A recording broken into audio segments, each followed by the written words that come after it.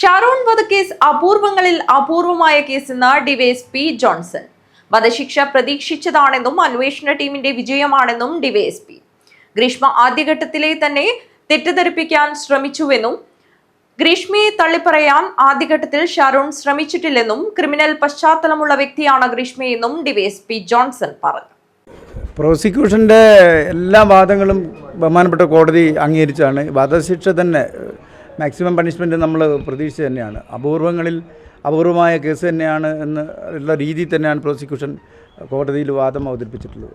അത് ശാസ്ത്രീയമായ തെളിവുകൾ ശേഖരിക്കുക മാത്രമല്ല, ഈ കുറ്റകൃത്യത്തിലേക്ക് ഓരോന്നായിട്ട് കണക്ട് ചെയ്യുന്നതിലും പോലീസ് വിജയിച്ചു. അതിൻ്റെ നമ്മുടെ ടീം വർക്കിൻ്റെ വിജയം തന്നെയാണ്. തിരുവനന്തപുരം റൂറൽ എസ് പി ആയിരുന്നു, ഇപ്പം എൻ്റെ കാസർഗോഡ് എസ് പി ആയിരുന്ന റൂറൽ എസ് പി മാഡം ശില്പ മാഡം ആയിരുന്നു അന്ന് എസ് പി.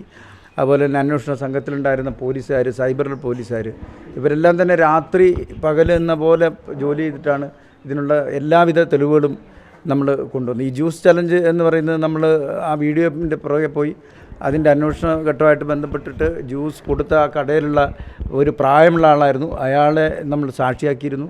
അതുപോലെ തന്നെ മറ്റ് ഇതിൻ്റെ സാമ്പിളും മറ്റും കളക്ട് ചെയ്തിരുന്നു.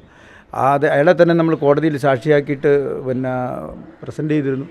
അന്ന് പറഞ്ഞ അതേ കാര്യങ്ങൾ തന്നെ കോടതിയിൽ ഒരു മാറ്റവും കൂടാതെ അദ്ദേഹം പറയുകയും ചെയ്തു. അതുകൊണ്ട് തന്നെ അതൊക്കെ വ്യക്തമായിട്ട് കോർത്തിണക്കാൻ വേണ്ടിയിട്ട് അന്വേഷണ സംഘത്തിന് കഴിഞ്ഞിട്ടുണ്ട്.